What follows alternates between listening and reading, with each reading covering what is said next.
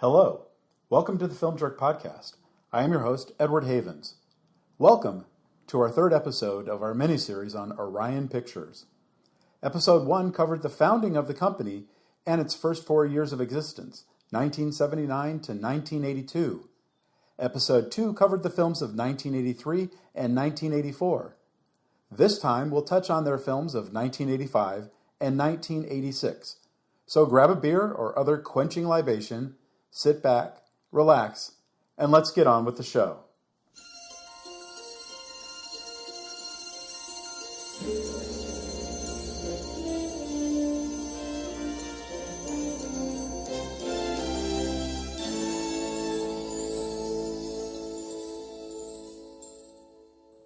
The first Orion movie of 1985 would be The Falcon and the Snowman, adapted from the 1979 novel about the true-life exploits of Christopher Boyce and Andrew Dalton Lee, two young American men who were convicted of selling U.S. security secrets to the then Soviet Union. The movie paired TAPS co-stars Timothy Hutton and Sean Penn as Boyce and Lee under the direction of Midnight Cowboy's John Schlesinger. The film is one of the best movies of either Hutton or Penn's career, and would also be of note for being the first produced screenplay by Steven Zaillian, who would go on to write or co-write Awakenings, Schindler's List, the first Mission Impossible movie, Gangs of New York, Moneyball, the American version of The Girl with the Dragon Tattoo, and The Irishman. The $12 million movie would get some great reviews, including glowing 4-star reviews from both Gene Siskel and Roger Ebert, and would do great numbers on its opening weekend, January 25th, grossing $2.3 million from just 265 theaters. But by week 3, when the film would expand to 914 theaters, more than triple its opening weekend screen count, it would only gross $2.4 million. The film would play throughout the spring, finishing its run with a decent $17.1 million.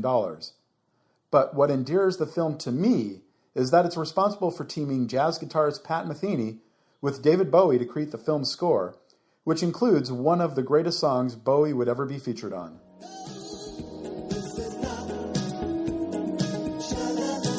Snowman melting from the inside, Falcon spirals to the ground. The biggest sky, so cutting red tomorrow's clouds.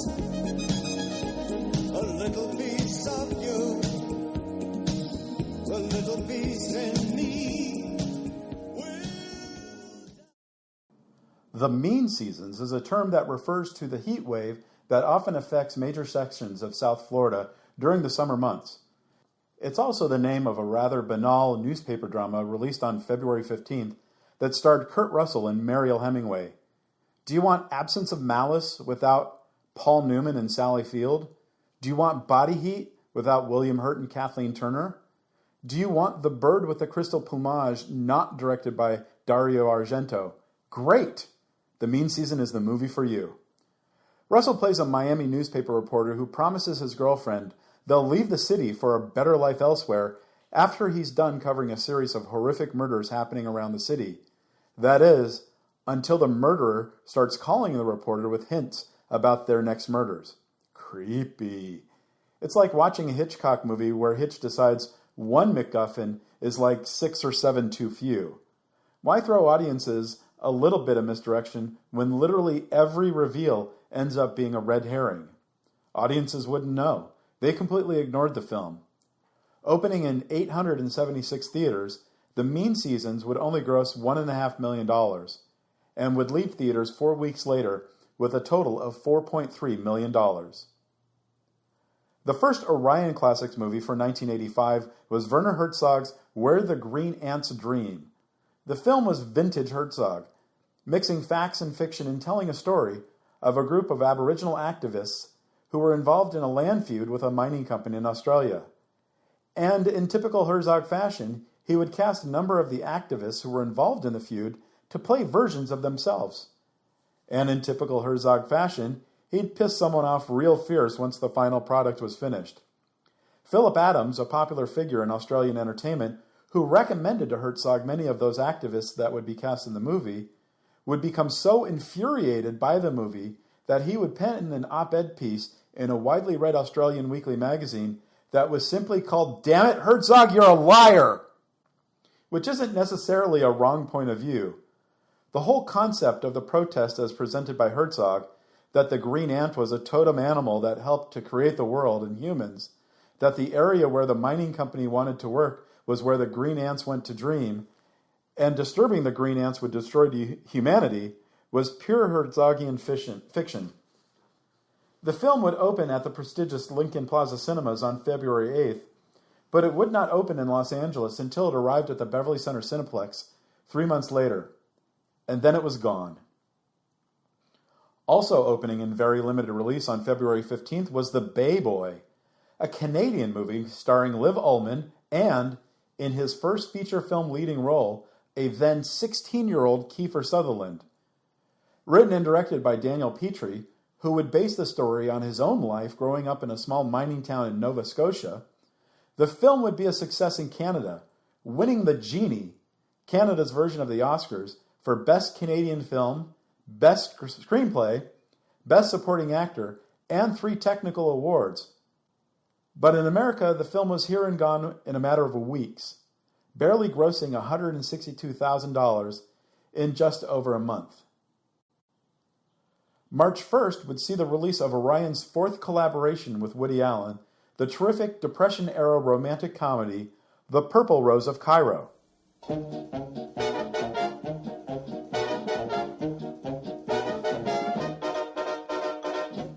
I still can't get over the fact that 24 hours ago I was in an Egyptian tomb. I didn't know any of you wonderful people. I gotta speak to you. You mean me? Tom Baxter's come down off the screen and he's running around New Jersey. How can he come off the screen? It's impossible. It's never happened before in history. In New Jersey, anything can happen. Come away with me to Cairo. Cairo? But you just met each other. Love at first sight doesn't only happen just in the movies. You coming from a costume party? No, I'm just back from Cairo, where I searched in vain for the legendary Purple Rose. How about that? I wonder what it's like out there. Hey, what the hell kind of movie is this? Why don't you stop yapping? We've got problems of our own. You know what I told you I'd do? You're the light for me! Obviously, your marriage has come to an impasse, sir. I'm not Tom. I'm Gil Shepard. I play Tom. How do you know Tom? Oh my God, I don't believe it. Where is he? Why? Do you want to tie me up? What kind of a club is this, anyhow? Got to get him back in the picture. Then we turn off the projector and burn the prints. And the negative. See, there you go, Tom. You're ruining everything. You are. You're the one. I saw the movie just last week. This is not what happened. I'm confused. I'm married. I just met a wonderful new man. He's fictional, but you can't have everything.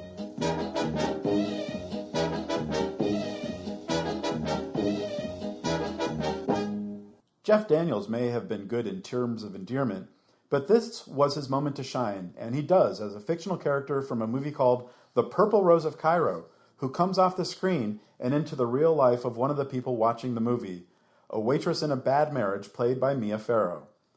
The actor playing the character, also played by Daniels, must fly from Hollywood to New Jersey to convince his fictional counterpart to go back into the movie. But it almost wasn't Daniels in the dual role. The film originally started production with Michael Keaton in the lead, but Allen would realize after a week and a half of shooting that Keaton, while being a very good actor, was not right for this role. Keaton would amicably leave the production, and Daniels would be on set by the end of the second week. Actors who would last the entire shoot included Danny Aiello, Edward Herrmann, Diane Wiest, and John Wood. It's one of Allen's best films, but like most Allen movies, the $15 million period movie would do very well opening in limited release in major cities, grossing $114,000 in just 3 theaters. But the movie would never play in more than 419 screens in any week, and while it would play in theaters until the end of July, it would only gross $10.6 million. Orion Classics would be back a week later on March 8th with the French movie My New Partner. It's an amiable comedy about a Parisian cop, played by the phenomenal Philippe Noiret, who takes small bribes from minor criminals on his beat and tries to corrupt his idealistic new partner after his previous partner gets busted for being on the grift. The film would win the César for Best Picture of 1984, as well as Best Director and Best Editing.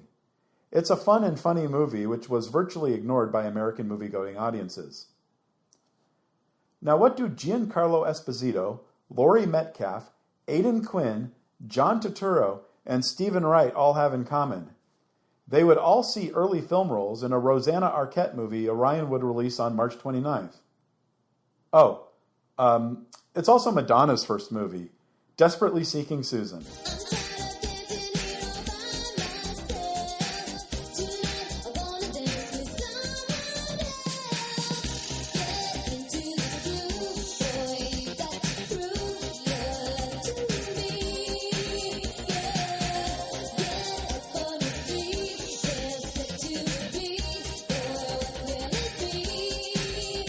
When the film was being planned to begin production in early September of 1984, Madonna wasn't quite the star yet. She had already enjoyed 2 top 10 singles from her debut album, but her star-making appearance on the first MTV Video Music Awards, where she emerged from a giant wedding cake in a wedding dress, had only happened 3 days before cameras started rolling. Realizing what they had, literally lightning in a bottle, Orion implemented script changes to add more Madonna to the story as production began. Rosanna Arquette, who took the movie because it was supposed to be the first time she was supposed to carry a movie on her shoulders, saw her role start to shrink, which caused tensions on the set between the 2 young actresses. Arquette would admit in an interview after the movie came out that she never would have made the movie had she known just how big a star Madonna would have become during the filming of the movie, and just how much of the movie would change because of it. The movie was originally written to be an R-rated raunchy comedy, but now, with the newest, biggest star and all of her younger fans to consider, the movie was changed to become a less restrictive PG-13 movie. The movie is quite enjoyable. Arquette plays a bored New Jersey housewife who finds more adventure than she hoped for when she starts to follow a series of personal ads in a New York tabloid paper that always starts with Desperately Seeking Susan. Madonna, as Susan, isn't really acting so much as playing a slight variant of the soon-to-be established Madonna persona, but that's great for this movie. And all the changes to the script and the production schedule couldn't have been easy on director Susan Seidelman, who had graduated from the $80,000 Smithereens to this $4.5 million production. But she showed she was amongst the best young directors of her generation. She wisely kept Madonna from overshadowing the film, and she filled smaller roles with some of her friends from the New York underground music and acting scene, including Annie Carlisle, the star and writer of The Amazing Liquid Sky, punk icon Richard Hell, The Shirts lead singer Annie Golden, East Village comedian Rocket's Red Glare, who for a time was the bodyguard of Sid Vicious, and who some claim was the real killer of Nancy Spungen, performance artists Ann Magnuson, and Jim Jarmusch regulars Richard Edson and John Lurie. By the time the film opened in theaters, Madonna was a superstar. Yet, Orion was somehow cautious when sending the film out. They'd spend nearly $2 million marketing the film pre-opening, one of their highest marketing expenditures to date, but then they only released the film into 268 theaters. The film did well that weekend, grossing more than $1.5 million, or a $5,694 per-screen average.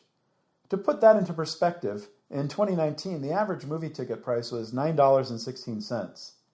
In 1985, the average ticket price was about $3.55, or roughly 39% of what it was in 2019.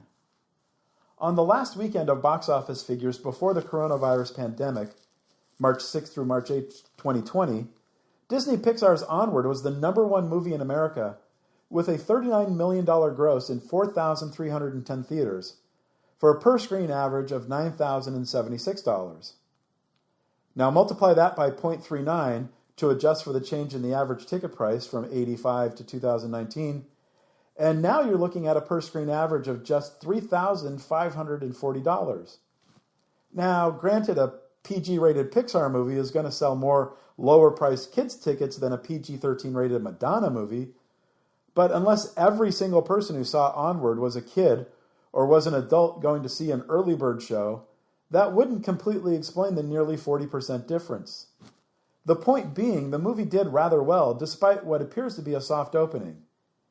And I'm sorry to you listeners who might feel that was a little too inside baseball for you, but I'm figuring if you're listening to a podcast about 80s movies that goes into detail about every release from an independent film distributor, you probably don't mind a bit too much inside baseball. Anyway, Orion would add 58 more screens for week 2, another 434 for week 3, and another 348 in week 4, for its highest screen count of 1,108 theaters. And week 4 would see its highest weekend gross of the entire run, $2.7 million.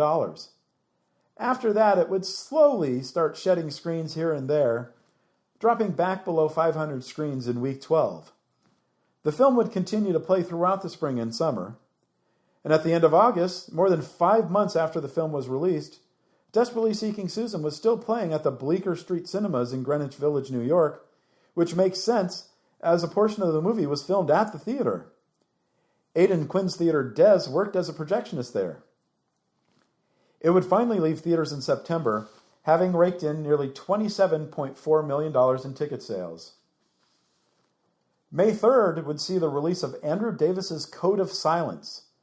Davis was a writer on 1984's Beat Street, which we covered on our previous episode, and he would go on to direct the one decent Steven Seagal movie, Under Siege, before turning a feature film adaptation of a mostly forgotten 60s television series into something far better than it ever deserved to be.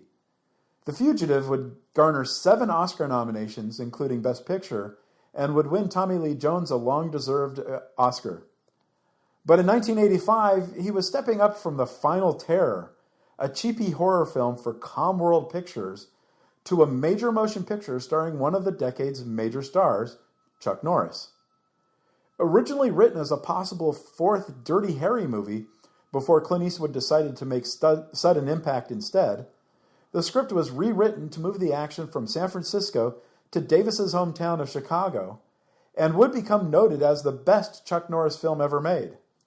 Code of Silence would also be the last film Dennis Farina would make while he was still a member of the Chicago Police Department, before quitting to become an actor full-time. Code of Silence would open 2 months after the crappy canon Chuck Norris film Missing in Action 2: The Beginning, and 4 months before the crappy canon Chuck Norris film Invasion USA.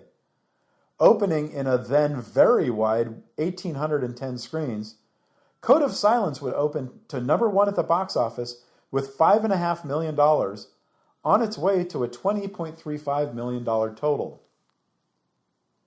Orion Classics would open MacArthur's Children, the Japanese entry to the Best Foreign Language Oscar race in 1984, at the Cinema Studio in New York City on May 17th. Masahiro Shinoda's drama portrayed the impact of the United States' post-World War II occupation of Japan from the perspective of the inhabitants of a small rural island community. The film would feature the big screen debut of future Oscar and Tony Awards nominee Ken Watanabe. In the pages of the New York Times, Vincent Canby would call the film an extremely peculiar movie, which might explain why it didn't get nominated for Best Foreign Language Film, or why there is no readily available box office information for it. June 14th, 1985 was an important day for me. It was the day I graduated from Aptos High School. I remember the day well. I had my naturally dark brown hair lightened. I walked the walk, took some photos with the parental units, and then went to enjoy one last night of fun with my friends before I moved to Los Angeles the following morning to break into Hollywood. There was a lot of movies to choose from that day. Prizzi's Honor had opened that day, as had Daryl.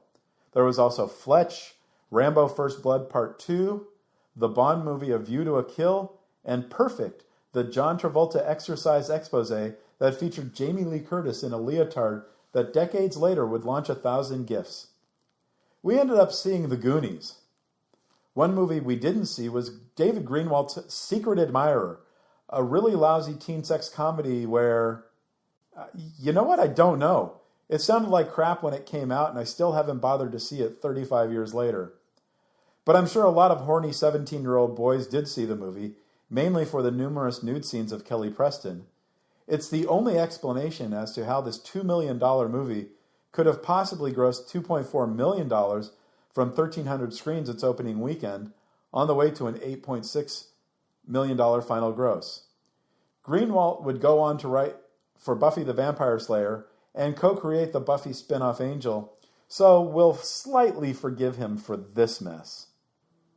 Marco Bellocchio's adaptation of Pirandello's Henry IV, featuring the great Marcello Mastroianni as a modern man who believes himself to be the Holy Roman Emperor from the 11th century, would open at the Embassy 72nd Street Theater in New York City on June 28th, more than a year after it made its premiere at the 1984 Cannes Film Festival.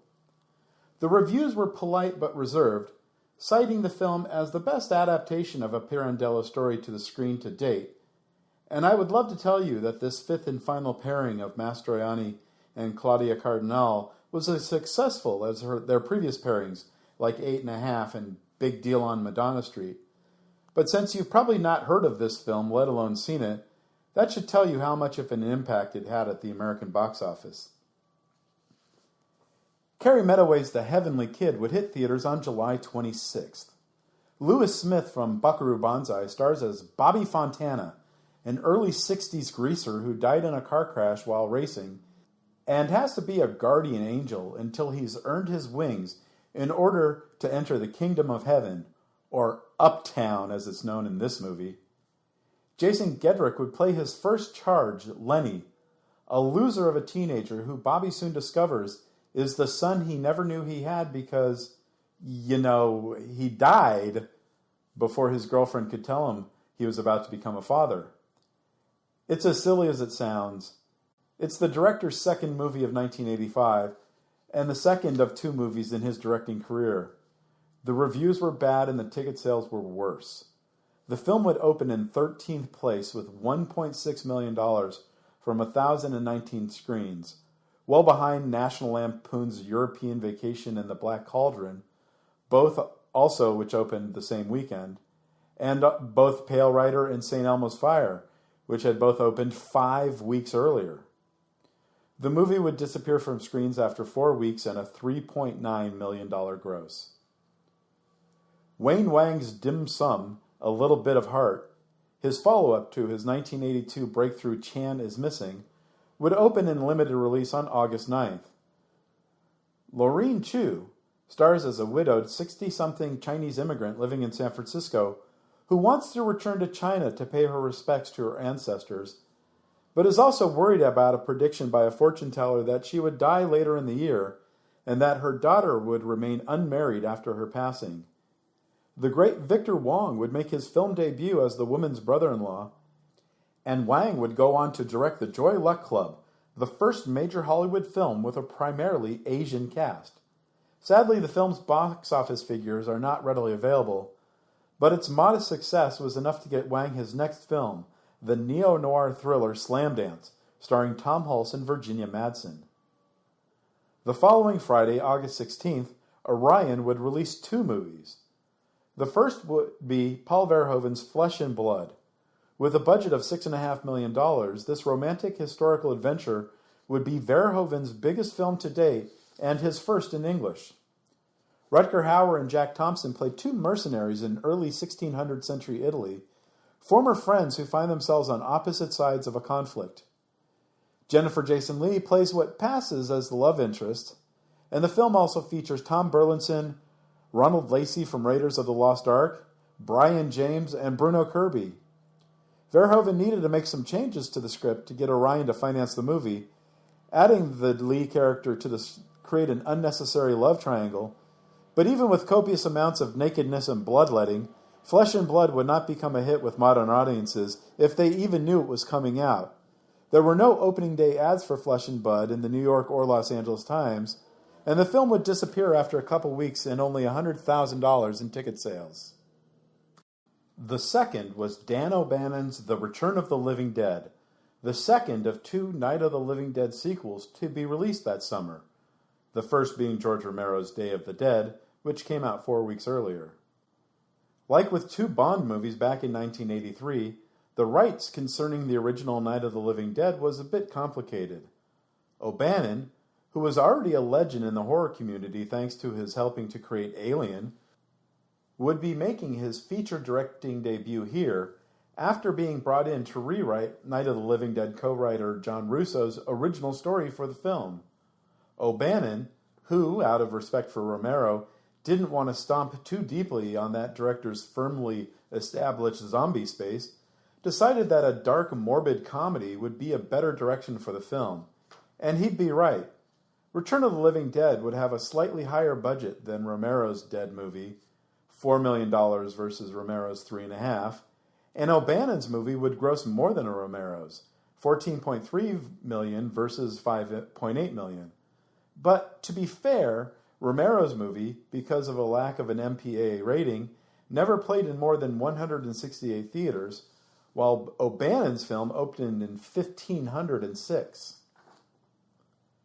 Patrick Kelly's Beer would arrive in select theaters on August 30th. Loretta Swit from MASH stars in this wannabe satire about a contemptuous advertising executive who, while trying to keep the account of a failing beer company, decides to promote three losers who accidentally prevented a robbery of their bar as a new kind of hero. You'd hope a movie starring Swit and Rip Torn and Kenneth Mars and Wallace Shawn and David Alan Grier and William Russ, and produced by Academy Award-winning producer Robert Chardoff, who also had They Shoot Horses, Don't They, Rocky, New York, New York, Raging Bull, and The Right Stuff under his belt, might actually be a decent movie, but it's a complete mess from start to finish. And Patrick Kelly, he would never make another movie. September 27th would see the release of Paul Aaron's Maxie. It's a strange bird of a film. Glenn Close and Mandy Patinkin are a couple who move into an old apartment house in San Francisco who find their lives turned upside down when she's possessed by the spirit of Maxie, an actress from the 1920s who died the day before her big audition for Hollywood. Repressed people being possessed by the ghosts of others was a mini-genre in the mid-1980s, and coming nearly a year after the best of them, the Steve Martin, Lily Tomlin All of Me, didn't help Maxie all that well. It's interesting to see a younger Close try physical comedy. Patinkin is always great in just about everything, and Maxie also features Ruth Gordon and Bernard Hughes, who are eternally enjoyable to watch. Maxie would open in 778 theaters and gross only $1.1 million. And Orion would stop tracking the film after 3 weeks and $2.56 million in the coffers. October 4th would see Orion Classics doing a two-for release. Ian Mune's Came a Hot Friday was a comedy from New Zealand about two grifters in 1949 who are trying to keep their horse racing scam running as long as they can. When it opened at the Embassy 72nd Street Theater in New York City, the film was promoted by offering the first 9,857 people to see the movie a free can of black kiwi shoe polish. The film may have been one of the biggest hits of all time in its home country, but there's no word on how many cans of shoe polish were returned to Orion. The film would only play for 2 weeks in New York City and then never play in any other theater in America. István Szabó's Hungarian drama Colonel Redl was the other Orion Classics movie released on October 4th. This biographical drama would star Klaus Maria Brandauer as the real-life Alfred Redl, a leading world figure in espionage before World War I. Brandauer and Szabó had previously teamed on 1982's Best Foreign Language Film winner Mephisto, and again their film would be nominated for the same award, although this time they would lose to Argentina's The Official Story. Also starring Armin Mueller-Stahl as Archduke Franz Ferdinand, the movie would open at the 57th Street Playhouse in New York City and would gross only $2,357 those first 3 days. Orion would stop tracking grosses after that, but the film would still open in Los Angeles at the Beverly Center a week later and would continue to open in major markets for 3 more months. The following Friday, October 11th, would see the first big-screen adaptation of the Destroyer series of pulp paperbacks by Warren Murphy and Richard Sapir. At $40 million, Guy Hamilton's Remo Williams' The Adventure Begins was the second most expensive movie Orion would finance to date, and there were high hopes for the start of a franchise. Hamilton had directed 4 Bond movies with the Orion team while they were all still at United Artists: Goldfinger, Diamonds Are Forever, Live and Let Die, and The Man with the Golden Gun. And the Destroyer book series had several dozen books to pull feature film stories from. Orion wanted an American Bond, and Fred Ward, who would play the titular hero, was signed to make at least 4 other movies. But the Destroyer cinematic universe would be dead on arrival. During the 4-day Columbus Day holiday weekend it opened, Remo Williams would only gross $3.38 million from 1,170 screens. After 12 weeks, mostly as the B title at drive-ins and at dollar houses, Remo Williams would have only grossed $12.4 million. Joel Grey, hidden under pounds of latex to play Remo's Asian trainer, would be nominated for a Golden Globe for Best Supporting Actor, and those makeup artists would later be nominated for an Academy Award. But Remo Williams' adventures would not continue. Shane Black was, as recently as 2018, working on a new Destroyer movie for Sony Pictures. Orion Classics would close the year on December 20th with their most ambitious movie to date, Akira Kurosawa's Ran. Heavily inspired by Shakespeare's King Lear, the $11 million film would be the highest budgeted Japanese movie ever made to that point. Kurosawa would spend 10 years storyboarding every shot from the film. The costume department, led by Emi Wada, spent 2 years creating the 1,400 uniforms and suits of honor used in the film. And Kurosawa would spend more than 2 years filming and editing the film himself. The final product, which would run 2 hours and 42 minutes, would be amongst the best reviewed movies of Kurosawa-san's career. It would win Best Picture, Best Foreign Language, and or Best Director awards from the London Film Critics Circle, the Los Angeles Film Critics Association, the National Board of Review, the National Society of Film Critics, and the New York Film Critics Circle.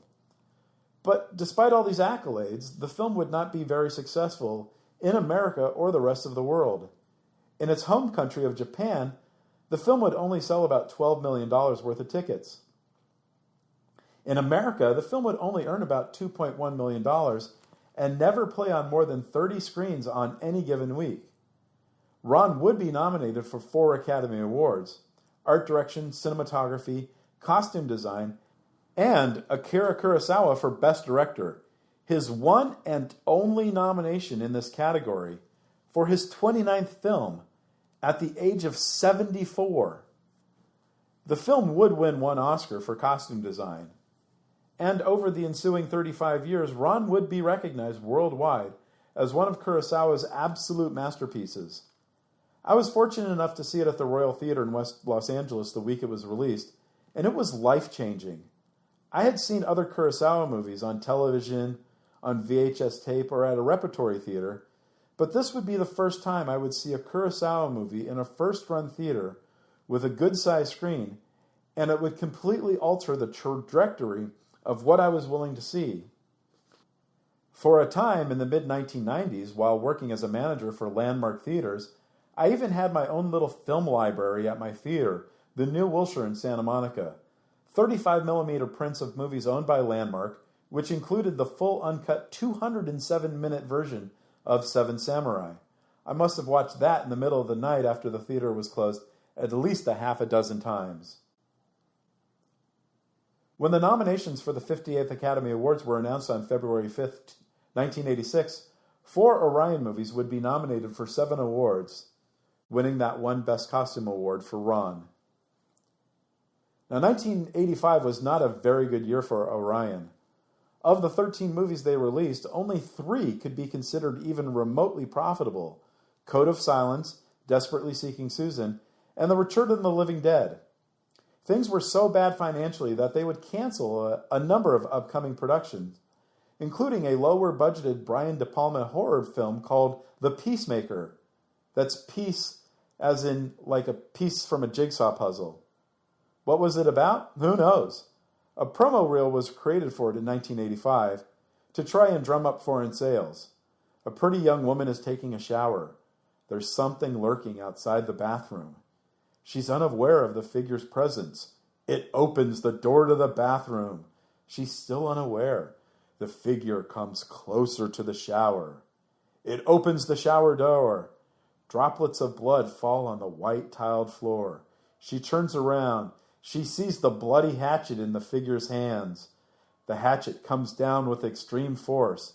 Blood splatters all over the tiled wall of the shower.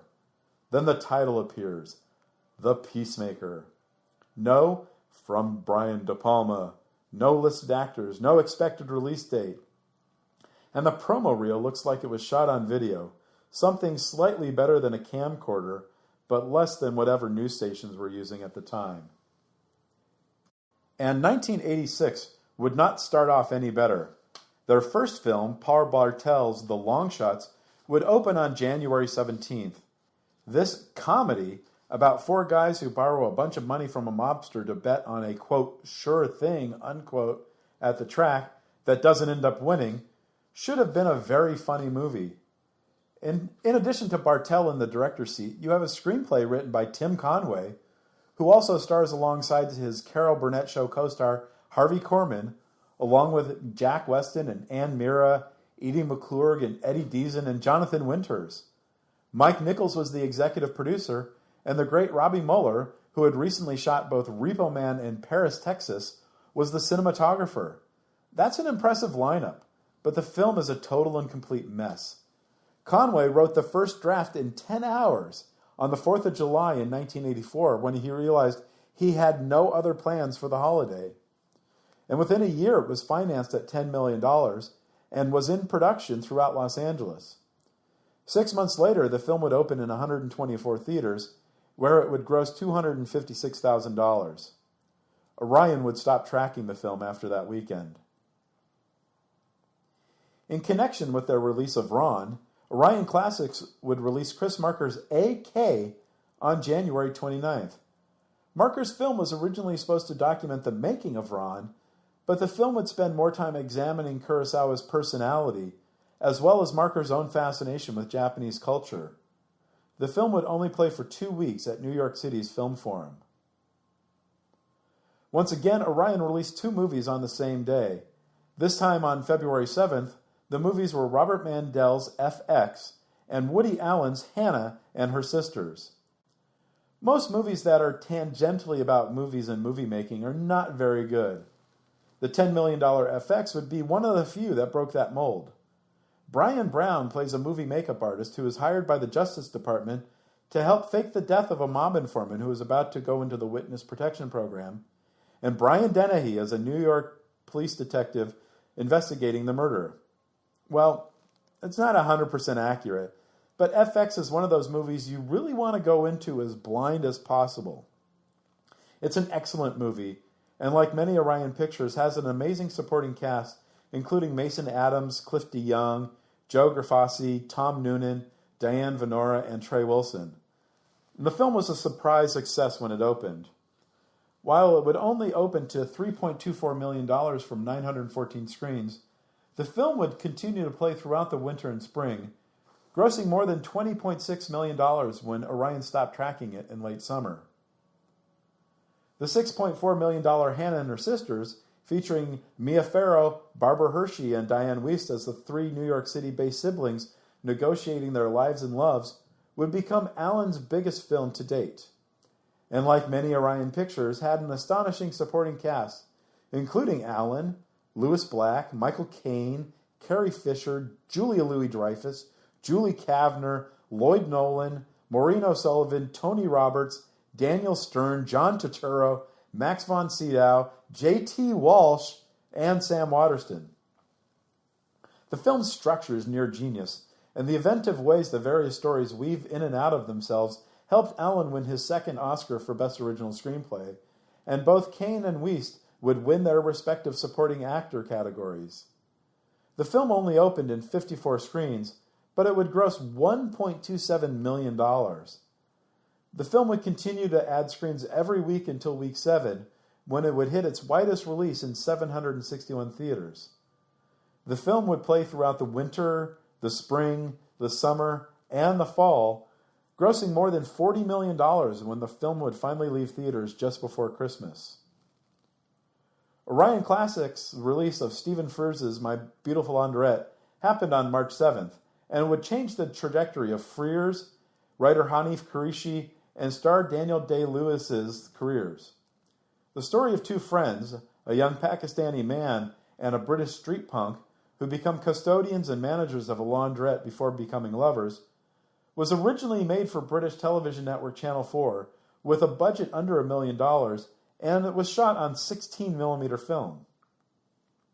The movie would make its world premiere at the 1984 Edinburgh Film Festival, where the reception was so strong that producers would renegotiate the contract so that it could be released into theaters worldwide. In America, the film would never play in more than a handful of screens at any given time, but it would play for more than a year and gross more than $2.45 million. Kureishi would be nominated for an Oscar for Best Original Screenplay. Freer would make a few more smaller British films before hitting Hollywood with the 1-2 punch of Dangerous Liaisons and The Grifters, and Day-Lewis would go on to make The Unbearable Lightness of Being and My Left Foot and become the greatest actor of his generation. 2 weeks later, March 21st, Orion would release Alan Burns' Just Between Friends. Produced by MTM Enterprises, the production company of Mary Tyler Moore, the drama would star Moore and Christine Lottie as two friends whose friendship is based on a lie and tested due to tragedy. The film also stars Ted Danson and Sam Waterston, and would draw some pretty bad reviews when it was released. The film would open in 352 theaters and gross $1.39 million, on its way to a final gross of $6.4 million. For the second time in 3 months, Orion would release 2 movies on the same day, this time on April 18th. The first was James Foley's At Close Range, another fact-based crime drama starring Sean Penn.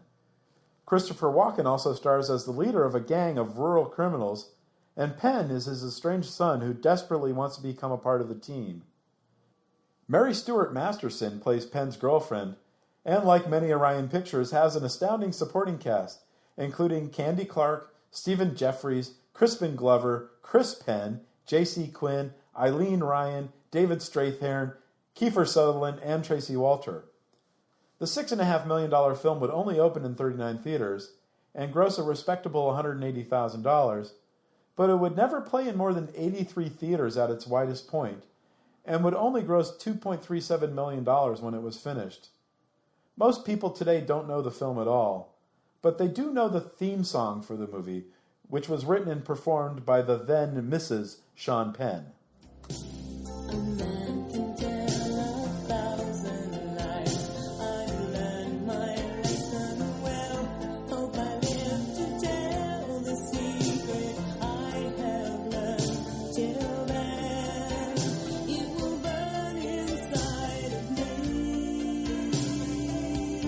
The other April 18th release was Julien Temple's Absolute Beginners.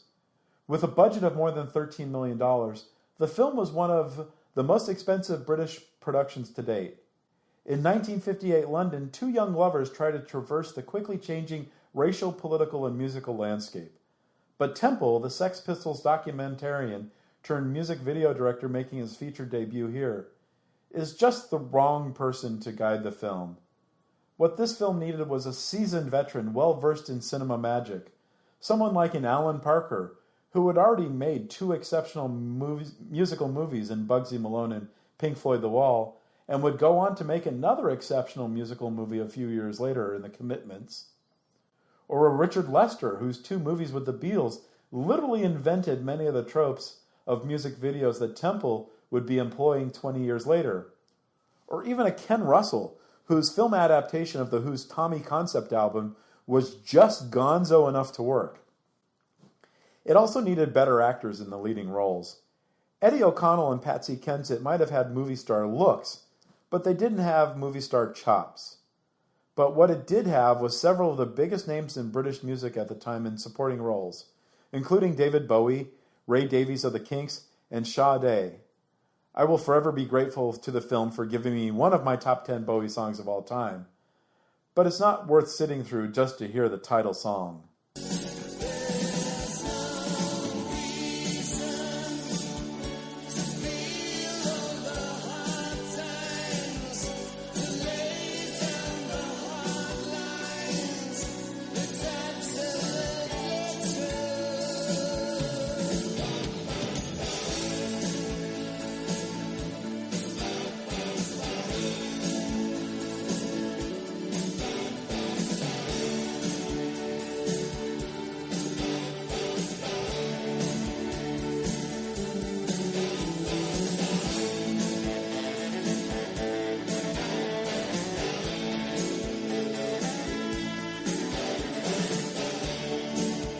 When the film was in production, the British press corps covered it intensely.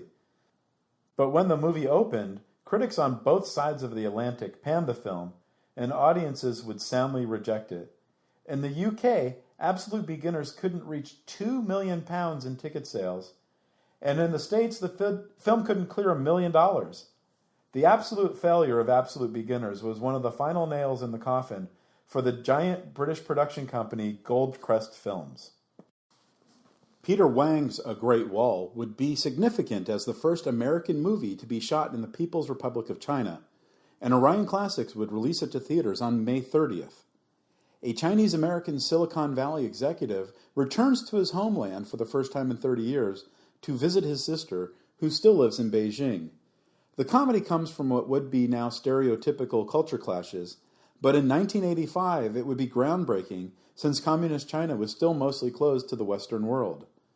The film would find a big supporter in Roger Ebert and would play in New York and Los Angeles theaters well into September. June 13th would see the release of Alan Metter's Back to School, the third of 3 movies Orion would make starring Rodney Dangerfield. Dangerfield would help come up with the story, and Harold Ramis would help write the screenplay about a wealthy, self-made man who decides to go to college with his son to keep the younger man from dropping out. Keith Gordon, who also starred in All That Jazz, Dressed to Kill, and most famously as the owner of the titular possessed car in Christine, plays Dangerfield's son, and this would be his last major outing as an actor before switching gears to become a writer and director of great movies like The Chocolate War and A Midnight Clear. And once again, the casting agents for an Orion movie knock it out of the park when it comes to the supporting cast. Sally Kellerman plays the love interest, Adrienne Barbeau, his ex-wife, Billy Zabka as the bully, yeah, big shock there. And then there's Ned Beatty, Robert Downey Jr., Terry Farrell, Sam Kinison, Robert Picardo, M. Emmett Walsh, and even a rare cameo from none other than Kurt Vonnegut. Danny Elfman wrote the score for the movie, and he and his band Oingo Boingo also appear. The $11 million movie, produced by Chuck Russell before he went off to direct A Nightmare on Elm Street 3, and the 1988 remake of The Blob, both co-written with Frank Darabont, would be a smash hit right out of the gate. The film would open to number 1 with $8.9 million from 1,605 screens, and would never lose more than 30% of its previous weekend gross for the first 17 weeks of its run. When it was all done around Christmas time, Back to School would become Dangerfield's highest-grossing film and Orion's second highest-grossing film to date, with $91.26 million in ticket sales. Jim Koff's Miracles allegedly got some kind of regional theatrical release on July 11th. I don't know which region, because I cannot find a single review for the film from that time. I did find an early 1986 article in the Los Angeles Times that mentioned the movie, which was originally supposed to be released the previous summer, that stated the delay was due to an extended post-production schedule and because the studio didn't have the right marketing for the movie. If the final poster, which features Tom Conte and Terry Garr standing in a desert with a small plane crashed way in the background, was the right marketing for the movie, I'd hate to think what the wrong marketing for it was. The movie, about a divorcing couple who are thrown back together by circumstance, also features Christopher Lloyd, Paul Rodriguez, and the late great Charles Rocket. If someone can find a verifiable play date at an American theater, please let me know. The Woman in Red was the worst movie Gene Wilder had written or directed. That is, until Orion released Haunted Honeymoon into theaters on July 25th. The $13 million comedy featured Wilder and his real-life wife Gilda Radner as the about-to-be-married stars of a murder mystery radio serial who go to his childhood home in order to help him overcome a case of the jitters he's developed since proposing. Now, I love Gene Wilder. I loved Gilda Radner, and I loved Dom DeLuise. I miss them and their humor terribly. Haunted Honeymoon is still a bad movie, one that I would never want to revisit again, no matter how much I would have loved to see all those three together. The movie would open to 8th place with $2.7 million from 1,046 screens. even worse than the Stephen King movie Maximum Overdrive, which also opened the same week. One other thing that Haunted Honeymoon and Maximum Overdrive have in common, their directors would never direct another movie again. Haunted Honeymoon would disappear from screens after only 6 weeks and $8 million in ticket sales. Eric Carson's Opposing Force may have opened in August 1986, or maybe July. It may have been released as Opposing Force, or maybe Hell Camp. No one's really sure. It does feature a pretty sweet cast, including Tom Skerritt, Lisa Eichhorn, Anthony Zerbe, and Richard Roundtree. Story goes something like this. A group of elite soldiers, including one woman, sign up for the ultimate training mission. The group parachutes onto a remote island where their objective is to reach the safety zone before the opposing force captures them. Everything does not go as expected, and the training mission turns into the real thing. It sounds like a canon film, and in the trailer for the film, it looks like a canon film. And again, if you can find a verifiable playdate at an American theater, please let me know. Orion Classics would release Eric Romer's The Green Ray in American theaters on August 29th under the title Summer. It was the 5th of his Comedies and Proverbs series, and the 3rd to be released by Orion Classics. Marie Rivet, who co-wrote the story with Romer, stars as Delphine, a Parisian secretary whose plans for a summer holiday keep going askew. The reviews were universally glowing, including praise from Andrew Sarris, Molly Haskell, and Roger Ebert, and the film would open at the prestigious Lincoln Plaza Cinemas on New York City's Upper West Side. Michael Hoffman's Scottish adventure comedy Restless Natives would be Orion Classics' next release on September 12th. Restless Natives would be part of a wave of Scottish movies that would arrive in American theaters throughout the 80s and featured Vincent Friel and John Mulaney as two young men from Edinburgh who become modern-day Robin Hoods by robbing tourists in the Scottish Highlands and scattering the money throughout their hometown. The movie also features a rock score by the Scottish band Big Country, and Ned Beatty shows up for a time as a short-tempered CIA agent brought in to help capture the criminals. The movie would open at the 72nd Street Cinemas in New York, but wouldn't open in Los Angeles until October 3rd, when it opened at my beloved Cineplex Beverly Center.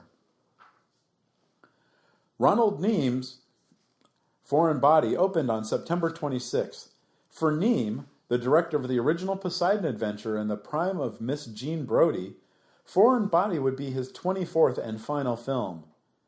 Victor Banerjee, the Bengali actor who had made his English-language debut 2 years earlier in David Lean's A Passage to India, stars as an unemployed man in Calcutta who steals money from his father in order to move to England. It's a sad end to Neame's career, which included 2 Oscar nominations for co-writing the screenplays for David Lean's Brief Encounter and Great Expectations, a British sex comedy that's light on the sex and lighter on the comedy.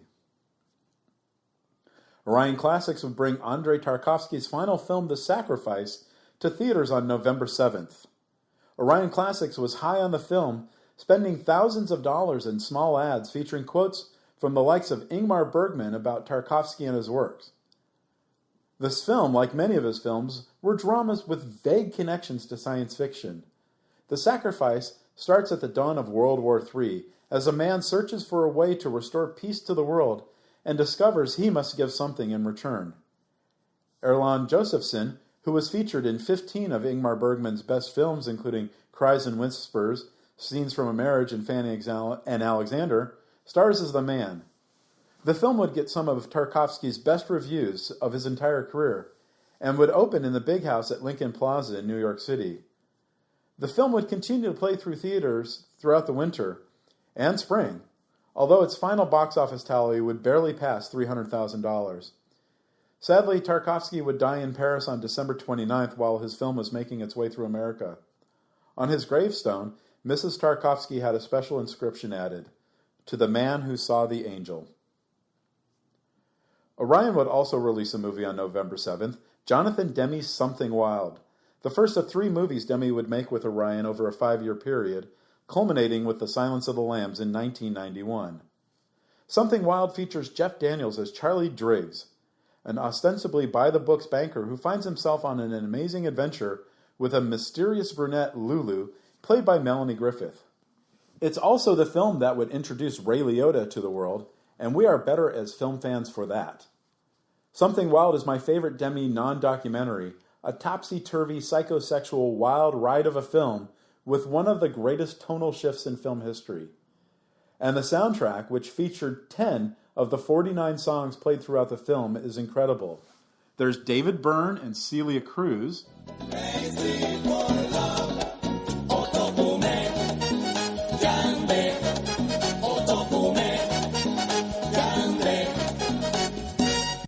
Fine Young Cannibals doing the Buzzcocks.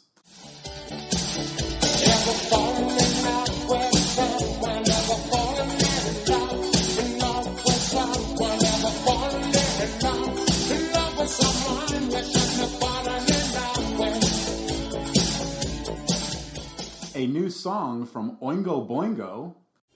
You're missing the whole point. You're not my little friend. Don't throw away your life. The game's not over. You're mine, but you're not my sister. You're mine now, but you're not my slave. You're mine, but you're not my child.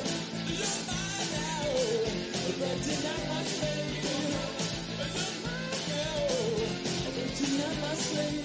A New Order classic.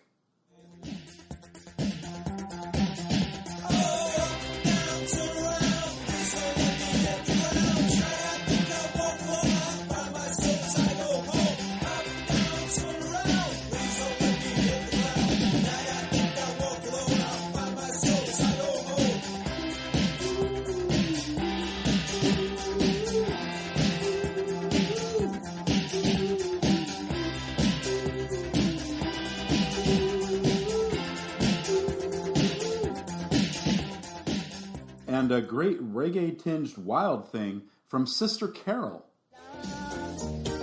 Shout and say, join in the ring. It could be queen or it could be king. You go your way and I go mine. As long as you just make it fine. Come rain or shine, some drinking wine. Some even dressed like Frankenstein. Move up your waist, your bob, your line. But just you do it right on time. Wild thing. Uh-oh, it is a wild thing. Lord, it is a wild thing. Shake it, it is a wild thing.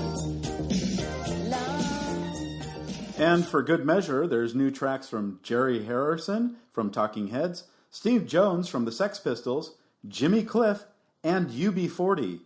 The only crime about the soundtrack album is that none of the songs performed by the Feelies in the movie, including this version of David Bowie's Fame, appear.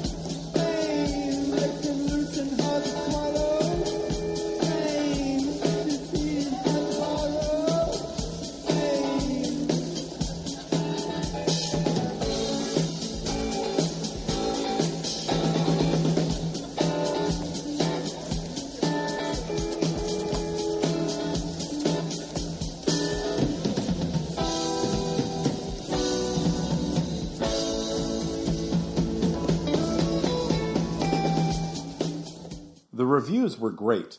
Daniels, Griffith, and Liotta would all get nominated for Golden Globes, and the movie would eventually get a fantastic Criterion Blu-ray release in 2011.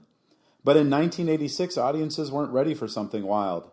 Opening on 914 screens, Something Wild would open in 7th place with only $1.825 million in ticket sales, even worse than the completely forgotten adaptation of James Clavell's Taipan. Orion would stop tracking it after the first of the year, having only collected $8.36 million. November 14th would see the release of David Anspaugh's Hoosiers. These 6 individuals have made the choice to work, the choice to sacrifice, put themselves on the line, represent you, this high school. This is your team. Hoosiers. They needed a second chance to finish first. Well, welcome, ladies and gentlemen, to the championship game. You're not the new coach. Are you expecting somebody different? Younger. Most incredible and improbable confrontation. Well, those of you who don't know, my name is Norman Dale. I coached college ball for 10 years, but it's been 12 years since I've blown this. In the illustrious history of the Indiana High School basketball tournament. That's a hell of a team you had there. You knew that team? I know everything there is to know about the greatest game ever invented. With a pint size hardly big enough for 3 syllables, Hickory Huskers, enrollment 64. Out of here, right now. You kicking me out? Yes. Don't come back until you learn to keep your mouth shut and listen. Take on the defending state champions, the Mighty Bears of South Bend Central. Run you off the boards. You got to squeeze them back in the paint. Make them chuck it from the cheap seats. Already calling this the game of the century. I've seen them, the real sad ones. They sit around the rest of their lives talking about the glory days. News people from all over the Midwest are here to witness Hoosierland's version of the Cinderella story. It's got to work out this time. That's it for good. The starting lineup for the Huskers. Well, my boys only know basketball, farming, and school. A basketball hero around here is treated like a god. You know, most people would kill to be treated like a god just for a few moments. Forget about the crowds, the size of the school, their fancy uniforms, and remember what got you here. If you put your effort and concentration into playing to your potential, to be the best that you can be, I don't care what the scoreboard says at the end of the game, in my book, we're going to be winners. Let's win this and for all the small schools who never had a chance to get here. I love you guys. Gene Hackman, Barbara Hershey, Dennis Hopper. Hoosiers. They needed a second chance to finish first. Loosely based on the story of the improbable state championship won by the 1954 Milan High School basketball team, Hoosiers is one of the best sports movies ever made. Even if you hate basketball, the performances of Hackman, Hershey, and Hopper are enchanted, and the pacing will keep you excited to the end. Originally, Orion had little hope for the film, and would only make a deal if the filmmakers kept the budget to just $6 million to film a period piece on location in Indiana. They were able to get the budget raised to $9 million before shooting began, which was a lucky break, as it would rain 28 of the 30 days of shooting. István made the best of shooting in his home state, stretching his small budget as far as it could go, even resorting to shooting crowd and game footage during actual high school basketball games.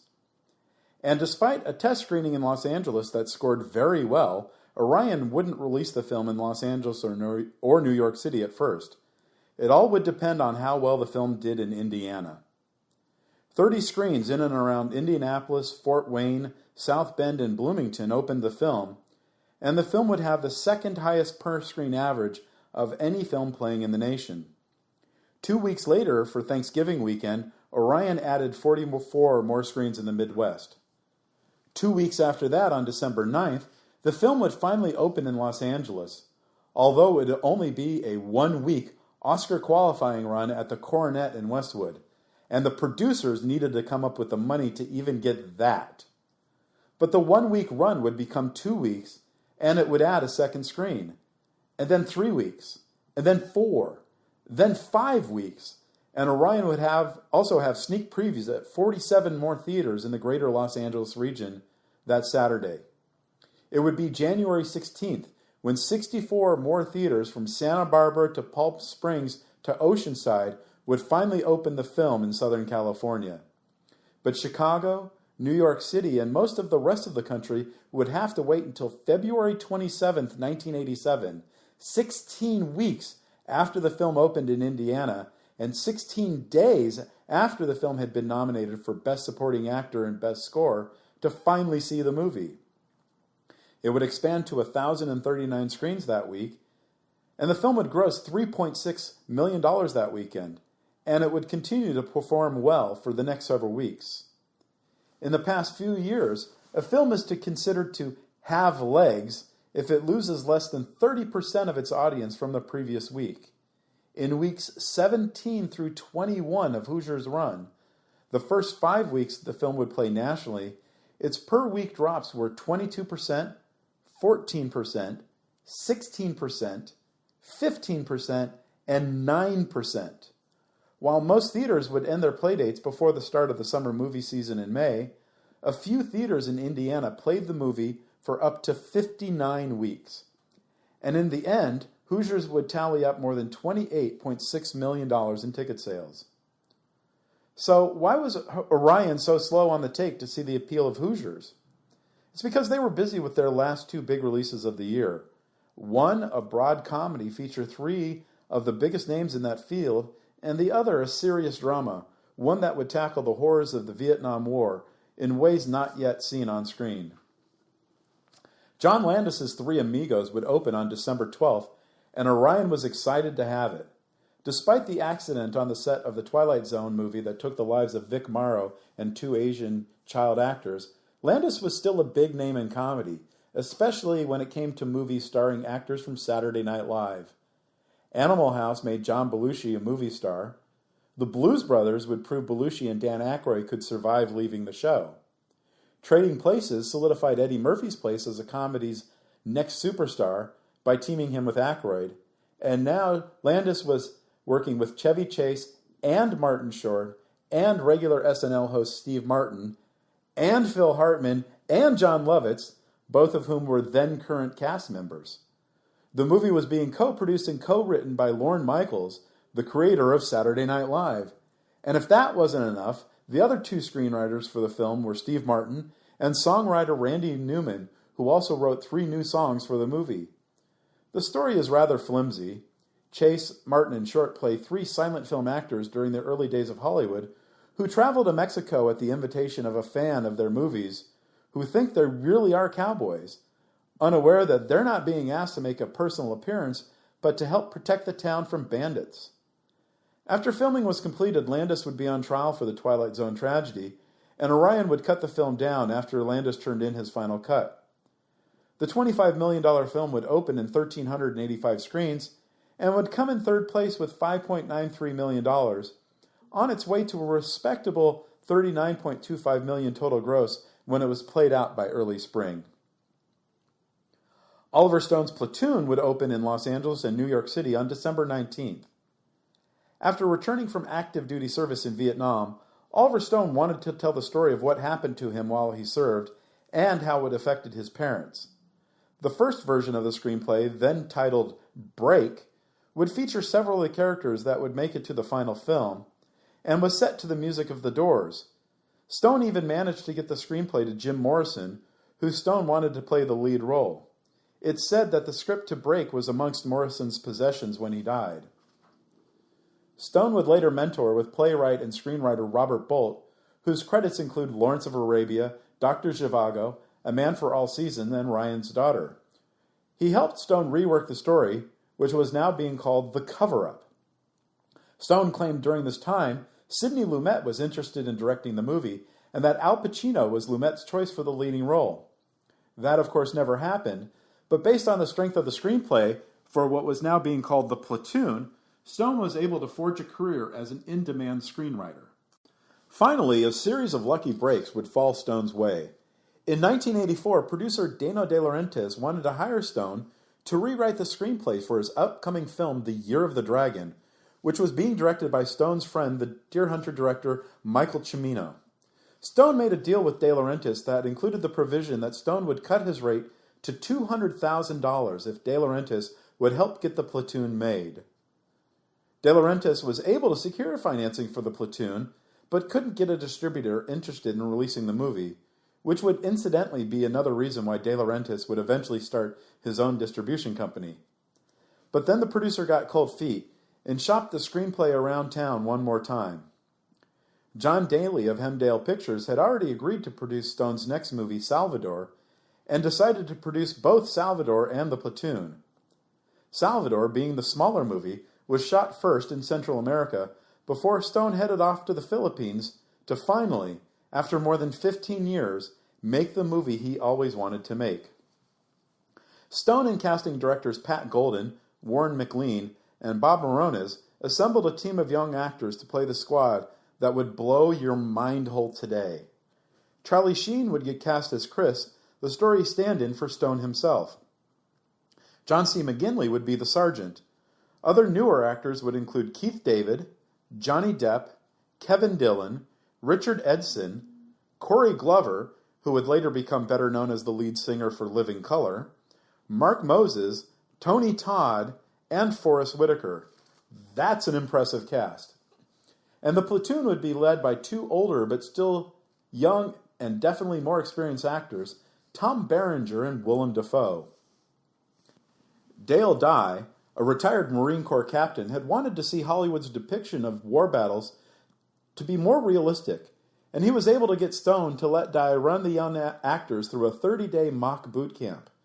Dye would also play a small role in the film, and the success of the film would help Dye create Warriors Incorporated, an advisory company specializing in portraying realistic military action in movies, televisions, and video games. You can thank Dye for helping the makers of Casualties of War, Saving Private Ryan, Band of Brothers, The Pacific, and the Medal of Honor video game series to create such realistic battle scenes. So the $6.5 million film is about to go into production in the Philippines.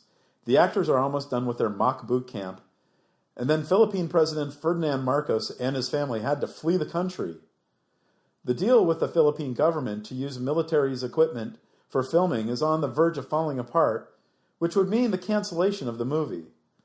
But thanks to the quick intervention of an Asian producer who had nothing to do with the production and had only heard of their trouble through the proverbial grapevine, the shooting commences as scheduled 2 days later.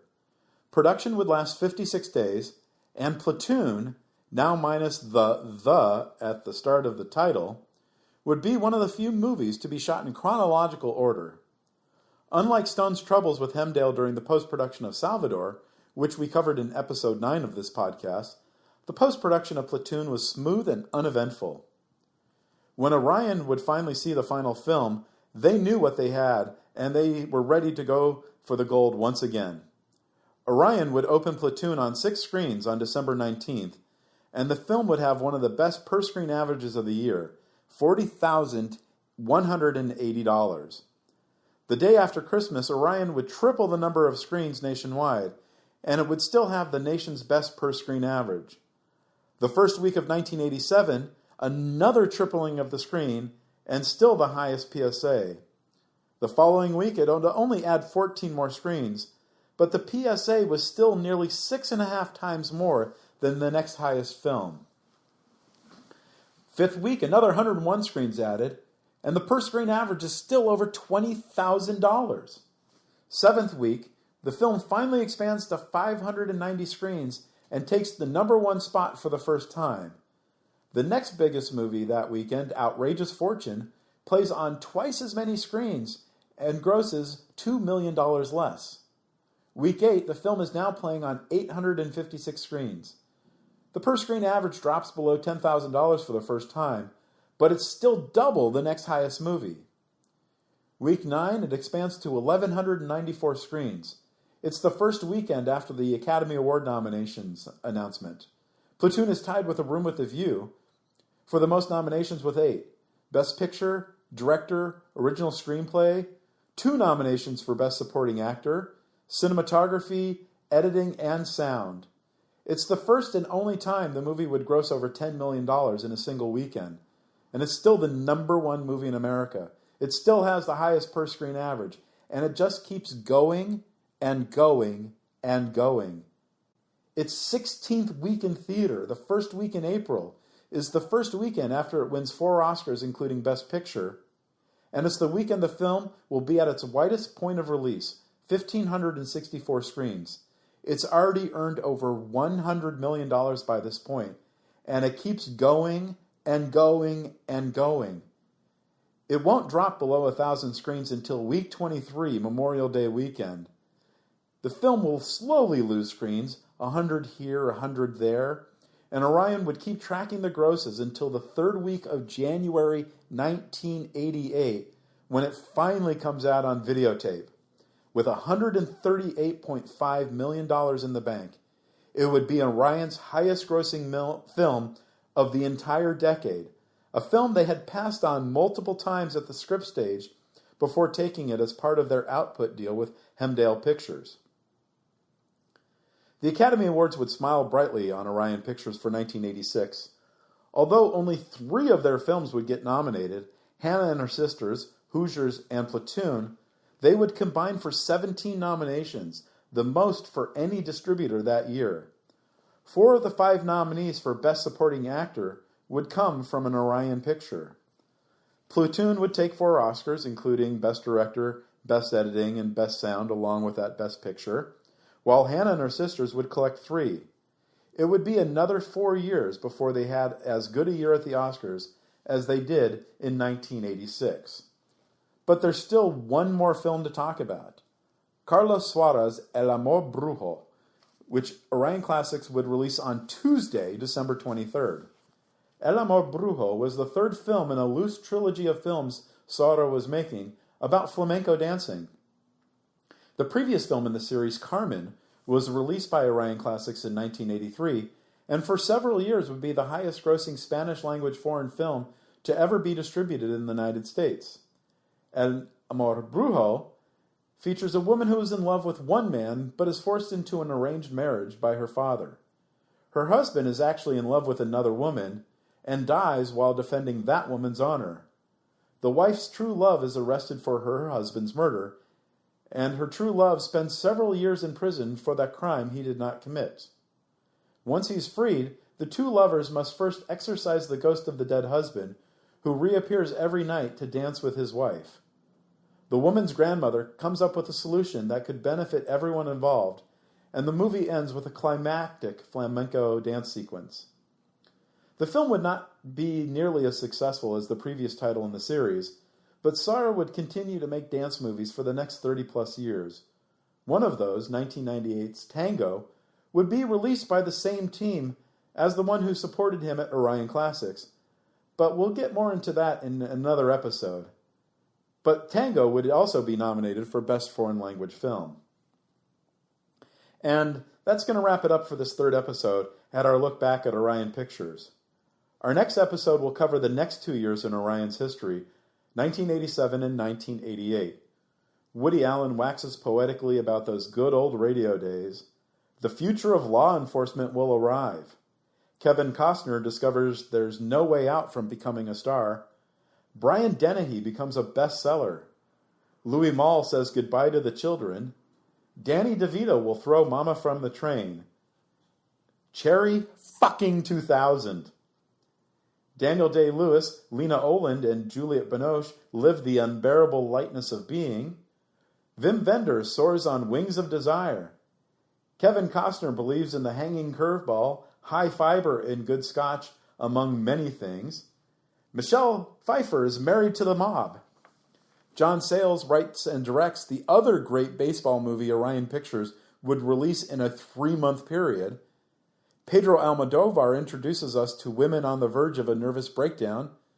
Mississippi is Burning. And Michael Caine and Steve Martin are a couple of dirty, rotten scoundrels. All that and more on the next episode of the Film Jerk Podcast. Thank you for listening. The Film Jerk Podcast has been written, narrated, and edited by Edward Havens. As we are an independent podcast without sponsors or a network of websites to help promote the show, we rely on word of mouth to get the word out about the show. Please, help get the word out. Please post about the Film Jerk Podcast on your socials. Please rate and review the show on your favorite podcast source. Good ratings and reviews help get the podcast higher rankings, which help the show get seen by more potential listeners. And as always, I look forward to your comments about the show. You can leave me a note on this podcast's page at filmjerk.com, or you can leave me a message on my Twitter feeds at Edward A. Havens or at FilmJerk. The Film Jerk Podcast has been a production of Idiosyncratic Entertainment. Thank you again. Good night.